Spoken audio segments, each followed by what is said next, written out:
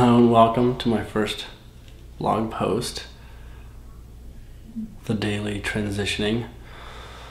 It's kind of a spin on a show that I do on Saturdays called The Transitioning, Blog Talk Radio. This is sort of a shift in the way that I'm used to addressing people. It's usually I'm speaking with someone directly, and I develop a sort of an empathy with the person who's listening on the other side, kind of like a phone call. And I'm not used to just sort of like speaking my thoughts in words, even though I'm talking in my head all day. Not used to just sort of, I guess, talking to an audience in this fashion.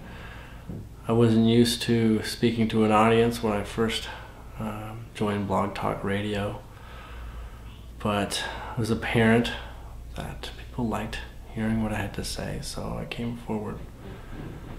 Now, it looks like the next step has occurred, or next phase of my life has moved things forward. I'm facing literally day-to-day transformations that I'm sharing with people, and it turns out that a lot of people like hearing what I'm sharing, and finding out that their experiences are paralleling my own.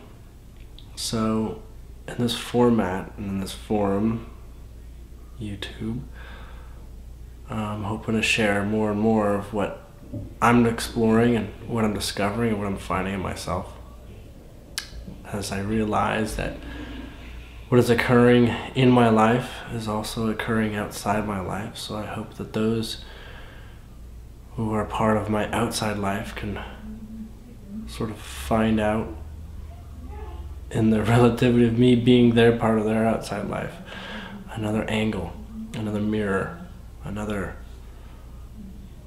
part of the journey that helps describe their own experience, perhaps. I mean, if you're here, if you know who I am, then you've already begun to venture down the rabbit hole. And I thought the rabbit hole was going to be pretty simple, pretty straightforward, but that's actually what it's definitely not. It's the kind of paradox that leads you to question, why is there even a hole to fall down in the first place? And I guess that's where it starts. The questioning of one's life entirely. Now, I've been moving in this direction of exploring my experience and observing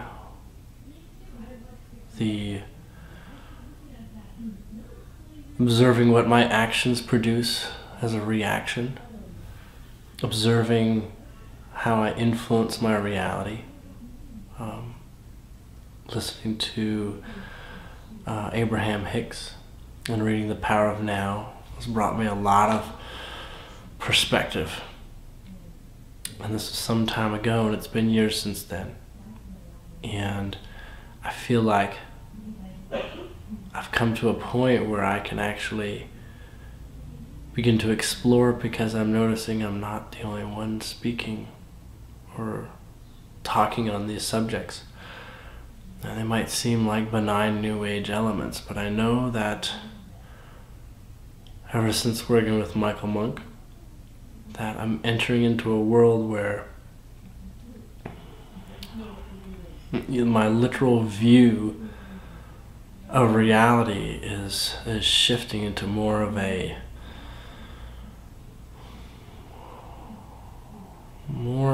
universal energetic interpretation. When I look into someone's face, it's like I've always known them. Kind of like when you look into the face of someone you've been for a long time, you forget what they look like. You only know who they are inside. And this is happening with me, with perfect strangers. And it's as if I can see into who they are. And it's not just vague. It's not just, oh, I am God and you are God. I see that within you as myself. I can see what's in their life almost. Kind of like if I gave them 5 minutes to tell me what's in their life, I could recite it word for word.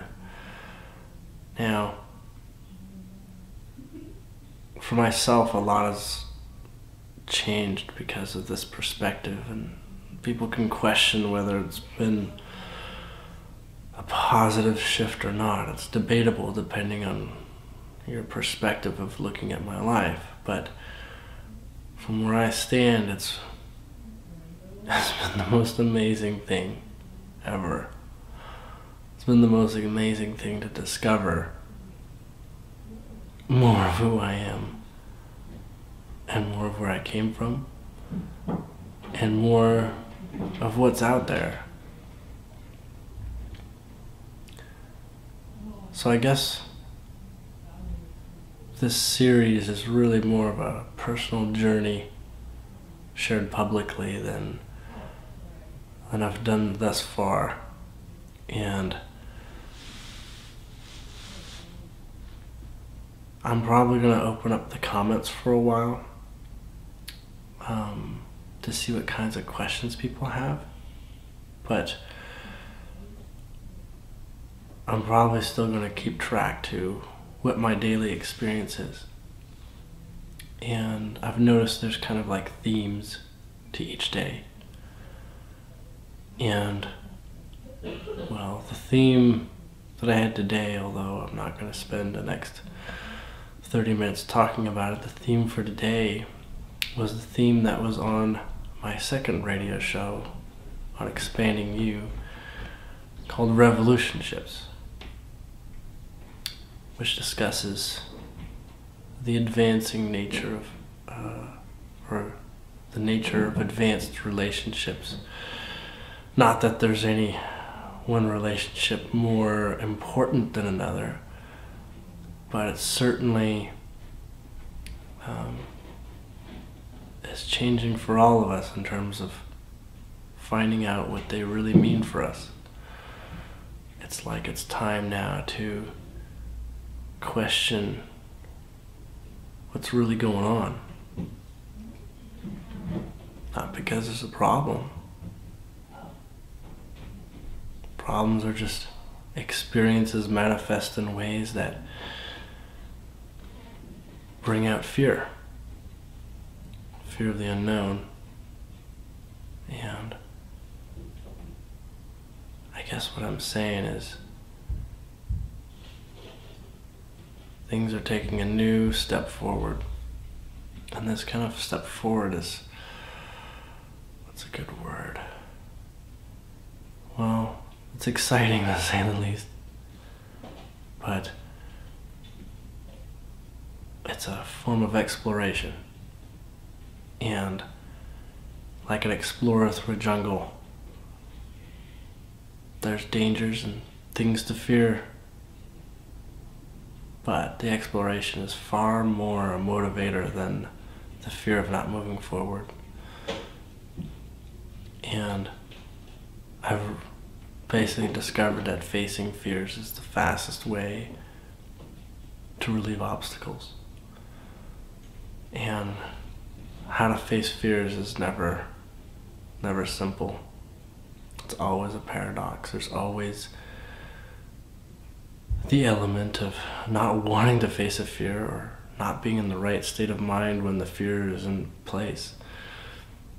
And oftentimes we don't try to address things when we're not in the moment. So a fear you might have of snakes, for instance, only feels like you need to address it when a snake is in front of you. But if you can address your fear of snakes in the moment, then you know you're already ready. But you can address it when you're not in the moment. Sometimes having a clear head, taking a pause and stepping away is what it takes. Now, those who know me know that I'm already being recorded, that the Pleiadians keep track of everything I do, and they might crop up and ask me to say something here or there, but they did want to share one thing before the end of this post. And this is something that's been really important for me in relationships recently.